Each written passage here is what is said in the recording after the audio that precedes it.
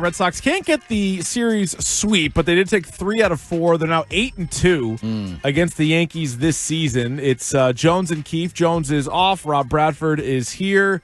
And a ton of positives to take away. They continue to own the Yankees this year. Brian Bayo had one of his best starts ever. Garrett Crochet had another great start. It feels like Whitlock and Chapman are as nails 8-9 as there is in baseball. Roman Anthony had some more big moments.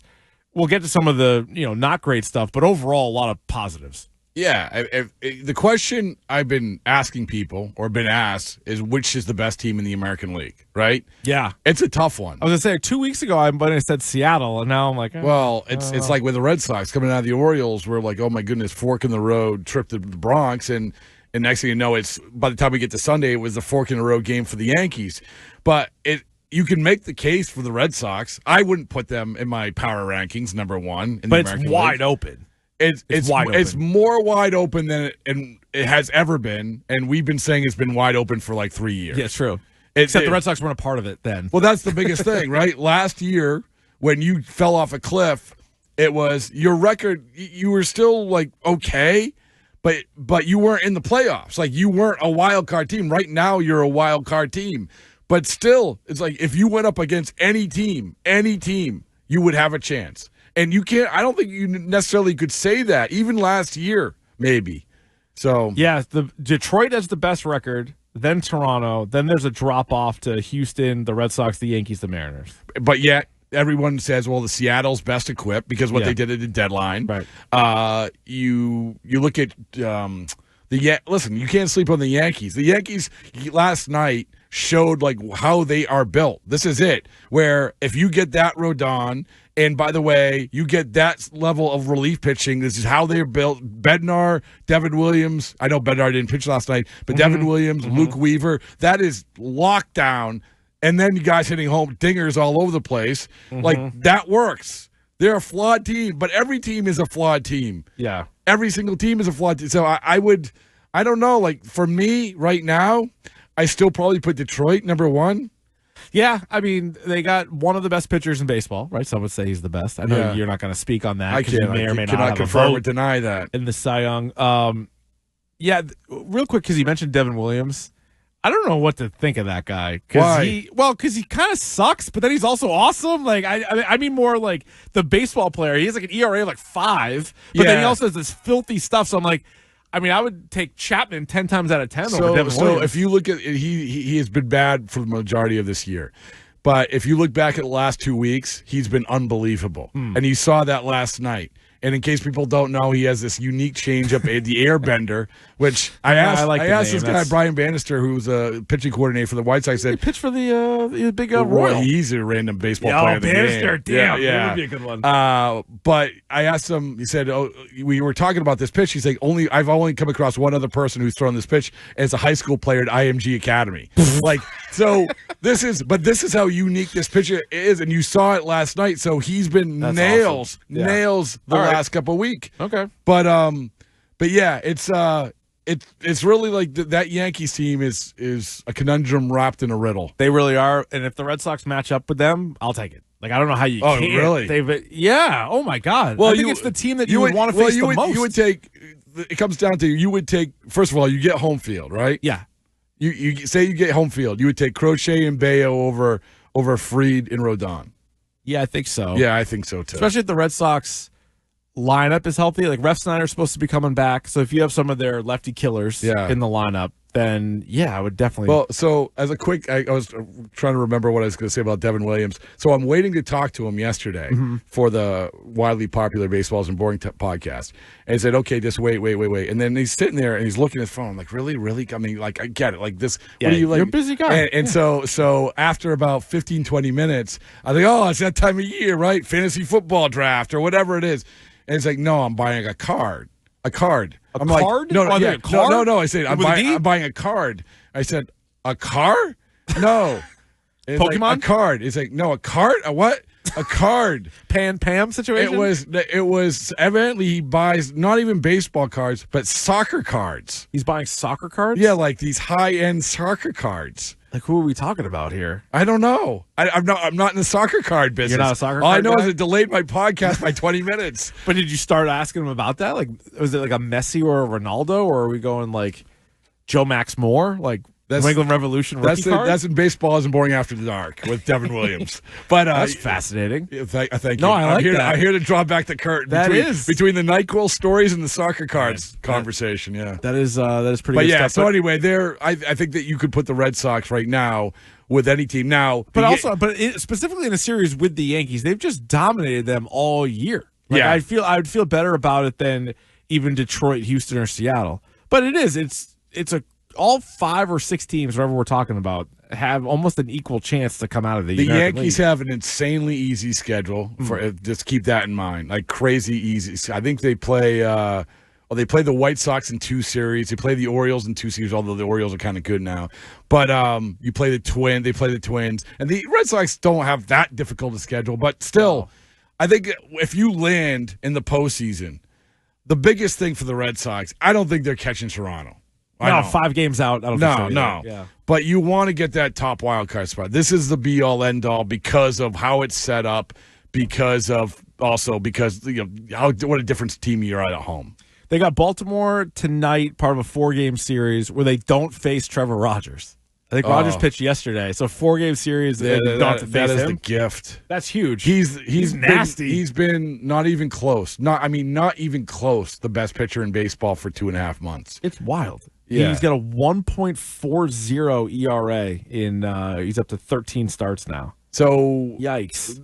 And so they're going to go to Camden Yards. Yep. And I wonder how many because that crowd is kind of pissed off right now. They were turning the corner. The Orioles fans were turning the corner. They had the bird bath. That's fun. That's like a good time. Is it a good time?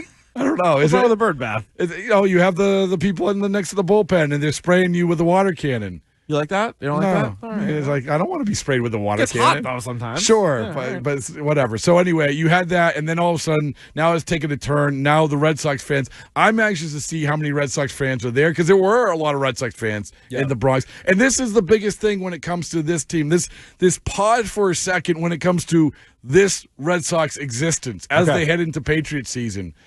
This is a lot different than last year. This is like actually people showing up to watch baseball games, people actually paying attention to watch baseball games. This is a playoff team. It would be, if they don't make the playoffs, it would be a collapse. It would be a disaster. I don't see that happening. Now, again, in 2011, I don't think anybody saw that happening either. What happened then? I didn't know. I have no idea. 4 games up on Kansas City. Or 4.5. 4 or 5 games up on Kansas City. So... But, I don't think the Royals... The Rangers, I thought, might be in it. They've now won 3 in a row. The Guardians have finally played themselves out of it, but they were kind of lurking around a little bit. But, 4-game series with Baltimore. Then you got Pittsburgh. Paul Skeens, though. Paul Skeens in the opener, I believe. Tommy Pham and Paul Skeens is going to be a series. It's going to be pretty good. How many times is Pham going to be on the podcast? Julie McWilliams, who fills in for me once in a while on the podcast, that's his guy. Pham? Okay. Which is always a good time, man. Which is always a good time. Now, correct me if I'm wrong, he's a big fantasy football guy. Yeah, you think? You think? Literally got into a fight over fantasy football. I was walking, so before I went to the park yesterday, I was walking by. You're in fantasy football, I would imagine. Of course. How many leagues? Well, 2. I like to only do 1, but we're going to do a show league, and then I have one that I've been in with my friends for a million years. Okay. So have you had your draft yet? No, we wait till the very end. The show. I'm glad you brought this up. Yeah. The show league draft is Thursday night, and then my other draft is the day before the season. Is it an event? Do you go somewhere to do it? Well, no, because we have guys all over the place. So we usually do we'll stream it or do Zoom or whatever. But anyway. So I was walking yesterday near my hotel, Buffalo Wild Wings. By the way, sick brag was staying in a hotel. Wow. Which, by the way, must be nice. I'm going to book a hotel in Cincinnati to go track down Big Sugar now. So you got to go see Big Sugar. That guy, machine. Giving him a sticker and a T-shirt. I don't know his Hoss of the Week plaque. I will. Yeah. Let it be said. Let it be done. So I was walking to lunch at Buffalo Wild Wings, and outside they were having a draft where a guy's in a tutu, a guy's with a I assume he came helmet. in last. But I think he had a T-shirt, the 2-time loser. Oh, nice. A guy in a Viking helmet. Here's the big winner in those. It's still things. the best. Here's the big winner of those things. the wait staff. Oh, yeah. I mean, Yeah, the bills for those things, the massive amount of drinking for fantasy football drafts, if you do it remotely somewhere, is next level, especially at noon on a Sunday. Oh, it's excellent. No, I can't wait. It's still a great time of the year. I love it very much. As for some of the not great stuff from the weekend, it would have to be Dustin May, right? Just like, is he going to stay in the rotation the rest of the year? Yes. And then even if he does, what is his role, if any, going to be come playoff time? I heard you say that. It comes back to the deadline, man. Yeah. Like, we can't ignore it. We can regrade it. We can say, hey, you get a little bump up from the C-, because of Nathaniel Lowe, because of whatever, Steven Matz, whatever it is. But ultimately, the goal was to find someone who could pitch in the postseason, and that remains the goal. And Dustin May, after the last second and third starts, that maybe that was going to be the guy. But you look at last night, like, that can't be the guy. No. So who is going to be the guy? And it's not only that, you're sitting there with Dust coming off the number 4 starter doing that, and then having a bullpen game. And it can sort itself out. Listen, back in 2018, Nathan Eovaldi, remember him? I sure do. By the way, having a historic year this year. He's been awesome. Nathan Eovaldi was traded for, has two shutout outings, and then is terrible for a month. Awful. And then slowly gets right through September, and then I don't know if you know this, won the World Series. But that's an example of what can happen, but they got to start figuring this out, and it comes back to the deadline where we look at who was available. Forget about Joe Ryan. Forget about that. Look, Merrill Kelly. Yeah, Merrill Kelly's the guy I wanted. And I know that we talked about Charlie Morton, but I told you. Yeah, I know. I'm Charlie Morton. You would absolutely take Charlie Morton right now. Yeah, you definitely would. Now, what do you think of Walker Buehler? They've moved him to the bullpen. He threw 2 1/3 innings last night out of the pen. I don't know. Same thing. Like, you got to play it out. You got to see what happens. I mean, same thing. Walker Buehler.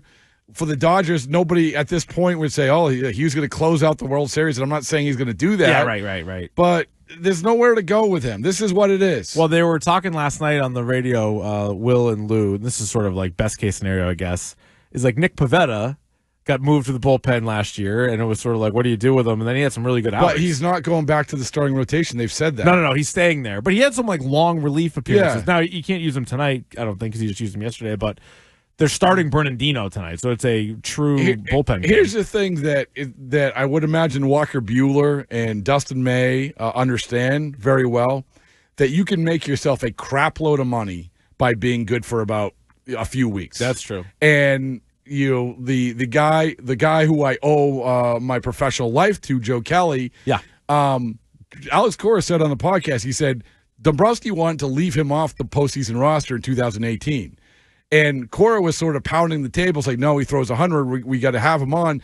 Next thing you know, he goes on a run and he gets a 3-year deal from the Dodgers. Yeah, right. Exactly. And so, but like you can do this. Like, and Buehler and May the same way. Yeah. And not that the Red Sox fans care about like how much money these guys make, but the point is that you can find these guys to go on runs, and that leads us to what's Toley's nickname? Oh, the Piglet. That's what Lou's trying to get going. I'm still fascinated. You like Piglet? You like Big Sugar. No. I do like Big Sugar. Yeah. I mean, that's someone who's been called Big Sugar a lot. But I do like, I can't get past that quote that Toley had where he said, like, I can smell the carrot. The carrot's right there. I can smell the carrot. Should be the bunny then? Maybe the bunny, the rabbit? I mean, what's an enormous? Isn't there like an enormous rabbit? Is there something? Oh, the Easter bunny. Pretty large. Toss of the week. No, but isn't there like nailed it? Yeah. Is it we'll call him the Easter bunny. I don't hate that. The Easter bunny. Totally the Easter bunny. All right, we'll call him the Easter bunny. All right. I don't know. Lou's gonna be pissed because he's trying to get Piglet going. That's fine. All right. But the Easter two nicknames. When the Easter bunny, this could be David Price all over again. 2008. Yeah. This could be it. Like, that could happen. Because every year come playoff time, I always advocate for a 3-man rotation, and it never happens. Because I'm always like, well, off day here, whatever, you do 3. But no, teams always, for the most part, end up going with 4. Last year they did. Did you realize? Who did last year? Everybody. But the Red Sox certainly didn't. They didn't have a chance. Oh, no. Yeah. I'm talking about postseason. So, all right, let me ask you that then. Like, could they go into the playoffs and be like, all right, it's Crochet, Bayo, Giolito, and we're just going to roll with it that way? Yeah, well, you better be careful. Yeah, right. You probably need that 4th guy. Well, you also have to if you can get a guy, like we talk about moving a good starter to the bullpen to help, Chris Sale, Nathan Eovaldi, maybe that's what May becomes. I don't know. But last year, little fun fact for you, Last year was the first year ever in the postseason relievers pitched more innings than starters. Crazy. But that's why I'm so afraid to give pitchers crazy money. Because I'm like, they either get hurt and they're out, or come playoff time, there's a runner on base in the fourth inning. They're like, let's go to the pen, because all these guys throw 102 miles an hour out of the pen. I think there's been a turn, though. I think the fact that we were told that this is a bullpen game tonight, right? You go back to a year ago. Yeah, there hasn't been many. They were running out bullpen games 2 straight starts all the time through August. That's true. So I think that teams do understand the value of that, but you got to go find them. Yeah. Back to the phones we go. We got Mike in Rhode Island. What's going on, Mike? Yeah, not much. Just want to echo what you say about the trade deadline. You got one blowhard, Sam Kennedy, who comes on and says they're going to make all kinds of moves. Then you got another guy like Breslow who says, well, we tried, we didn't come close. That's the difference between a good general manager. A guy like the gentleman at Seattle and Dombrowski, they don't come close. They go out and they get the pitcher. This team, it's too bad. They're busting their hump. They're playing good. You got 3 starters. When you get 5 days in a row, this is what happens. All right, Mike. 2 has-beens. You get this guy from the Dodgers who couldn't get me and you out. That's a good line, Mike. I would say it's been 2 bad trade deadlines. Now, maybe the team is still going to be able to overcome that. Maybe the talent that they have here is going to be is going to win out in the end, because he did have, and I know Jones is the biggest Breslow defender we have. Everybody has to admit the offseason was fantastic. Yes. You got Crochet, Bregman, and Chapman, who are probably your 3 best players. Toss in Roman Anthony. Those are your best players on the team. Justin Wilson. And Justin Wilson. Yeah. I mean, even Narvaez, I know he's had some ups and downs. But absolutely. He had a great offseason. Trade deadlines, back-to-back years have been terrible, but there's no way around that. Yeah, I think it's 2 totally different trade deadlines, though. This year, but they tried to half-ass it last year. Where they're like, "Oh, we're buying. See, we got a right-handed bat." Well, last year they got rid of a bunch of guys who weren't going to be protected on the roster. Yeah, they were like, "Here, you want 4 guys for this reliever? Yeah, fine." But the difference this year was they went in, defined what they were going for, and so that's what you're held to. Sorry, that's what you're held to, which is a starter who can pitch in the postseason. And when you fall short of that, you didn't get the job done. And I think that they were aggressive in various ways, but maybe whether it was their timing or the way they approached it, whatever, or reading the room, that's where they failed. They didn't read the room right in Joe Ryan. That was it. You can keep offering guys, but if they're not going to trade the guy, that's it. And then why didn't you be more aggressive for a guy like Charlie Morton, a guy like Shane Bieber, a guy like Merrill Kelly? Because, it would have cost you a guy like Conley early, whatever. Yeah. But you know what? Winning the World Series is pretty cool. Yeah, at the time that they missed out on Joe Ryan, there was some talk that, it's just like Crochet last year, so maybe they'll circle back. Do you think with the sort of continued emergence of Brian Bayo, they have less of a need to go after him? You still go. You still go. I mean, they should. I'm just wondering if they say, well, we're kind of good there. No. I mean, you still – I think that – but the difference is, and Minnesota knew this, is that the teams are going to triple or double at least in terms of going after Joe Ryan. Yep. There was probably 2 teams going after him, the Red Sox and Cubs. That in the offseason, they can get a much better package probably.